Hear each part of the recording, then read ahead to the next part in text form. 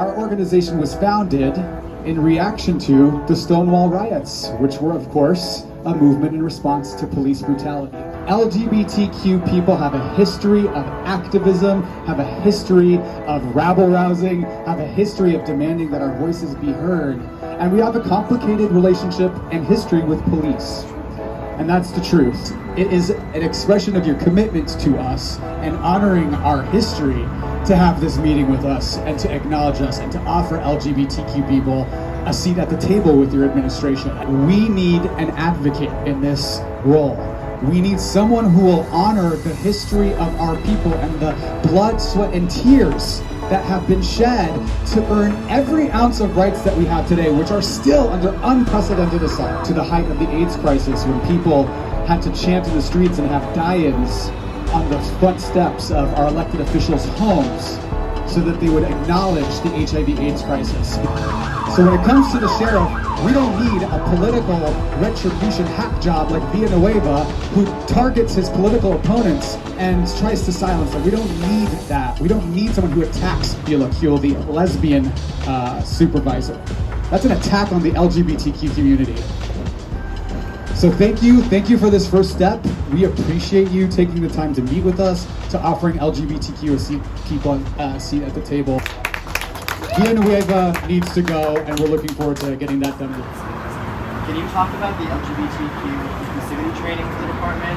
How often does the training occur, and are there refresher courses for?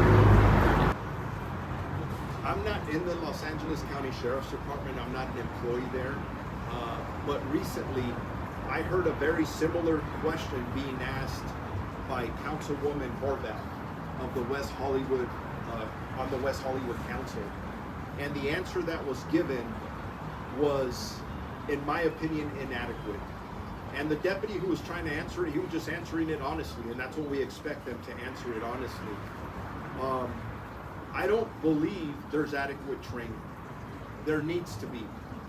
And to sit here in front of this group and tell you what that should look like, I think would be inappropriate. This is what Alex and Hans were talking about earlier. This is where I need to sit down and listen to what is important, what is missing, where are the gaps in the community, and then create a program with your assistance. Drawing in our LGBTQ employees, and we have plenty of them who are very proud to be deputy sheriffs. That's exactly what we have to do, and then we have to allow it to evolve. And I just want to make a quick comment, because even as a police chief in Long Beach, and all of you are familiar with the demographics in Long Beach, and I was successful there as a chief of police, but I learned a lot of lessons as well. And one thing I started about a year before I left the department was a history class, and it wasn't like any other history class we have ever had. It was one that was focused on specific communities that police had challenges with in the past.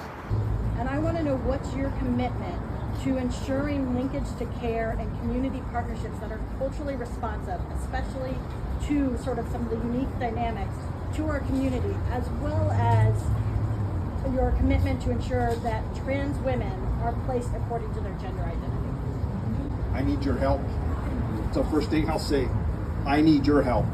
I need to figure out where the gaps are and what is occurring, so we can start addressing it with people who not only are subject matter experts, but who really care and want to start making a difference. And this is where I will be reaching out and trying to figure out if I could get some kind of a committee, a commission, whatever it takes. And I don't know if it starts in custody or if it starts on the street. Either way, it has to happen, because I think there's a lot going on that we're not aware of, and we're in need of that knowledge and training and policy, and I want you to be a part of it. Alex Villanueva decided against testifying about deputy gangs to the Civilian Oversight Commission.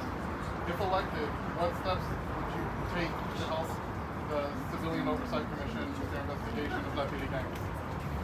Number one for me with deputy gangs, you have to acknowledge there's a problem. I acknowledge it immediately. There's a problem. I have actually talked to employees already who are saying we have a problem. There's a lot of great men and women who work there, but there are some that are involved in this activity. You have to make sure people know on the inside and outside it's unacceptable. There has to be a strong policy.